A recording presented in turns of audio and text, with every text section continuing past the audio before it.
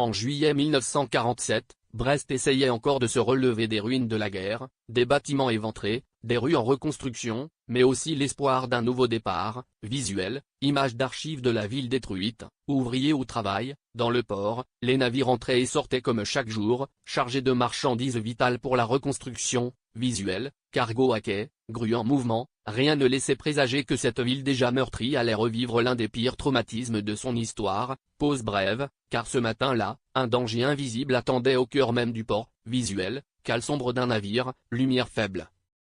À bord d'un cargo amarré au port, des milliers de tonnes de nitrate d'ammonium reposaient dans les cales. Visuel, sacs empilés dans une soute, poussière flottante, une substance utilisée pour l'agriculture, mais extrêmement dangereuse en cas d'incendie. Pause brève, ce danger était connu, mais sous-estimé. Visuel, documents techniques anciens, avertissements ignorés.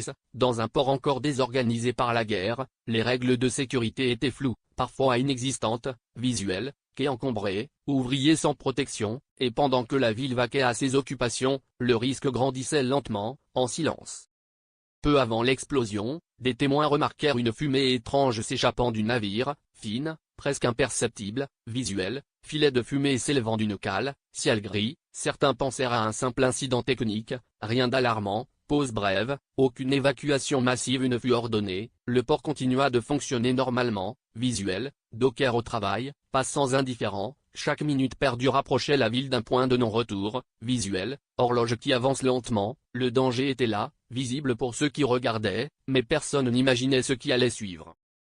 Puis, en une fraction de seconde, tout bascula. Visuel, flash blanc soudain, écran qui sature, une explosion d'une violence inimaginable déchira le port, projetant une onde de choc à travers toute la ville. Visuel, vitres qui éclatent, bâtiments secoués, des navires furent soulevés comme des jouets. Pause brève, le souffle rasa des quartiers entiers déjà fragilisés par la guerre. Visuel, maisons qui s'effondrent, nuages de poussière. À des kilomètres de là, les habitants crurent à un nouveau bombardement, sans savoir qu'ils venaient de vivre l'un des pires drames civils de l'après-guerre.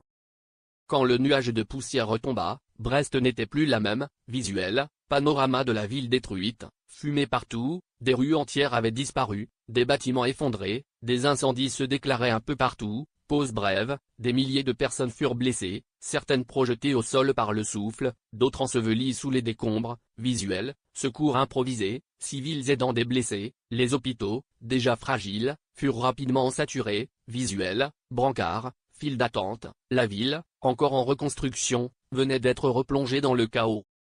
Dans les minutes qui suivirent, les secours se retrouvèrent face à une scène apocalyptique. Visuel, pompiers avançant dans les décombres, fumée épaisse. Des cris venaient de partout, mais les moyens manquaient. Pause brève, routes détruites, communications coupées, matériel insuffisant. Visuel, radio muette, véhicules bloqués, des civils participèrent eux-mêmes aux recherches, creusant à main nue. Visuel, silhouettes fouillant les gravats. Pendant que la nuit tombait, l'ampleur du drame devenait impossible à ignorer.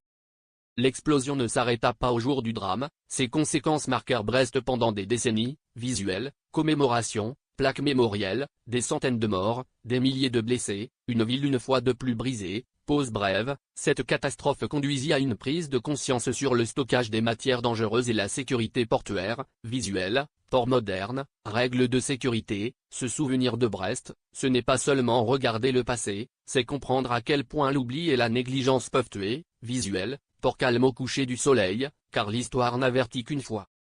Très vite, une question s'imposa. Comment une cargaison aussi dangereuse avait-elle pu rester dans le port sans mesure suffisante? Visuel, documents officiels anciens, pages jaunies, des avertissements existaient, mais ils furent minimisés, ignorés, parfois mal compris. Pause brève, l'enquête révéla une chaîne de négligence, un manque de coordination et des décisions prises dans l'urgence de la reconstruction. Visuel, titres de journaux qui défilent, ce n'était pas un accident imprévisible, mais le résultat de choix humains, aux conséquences irréversibles.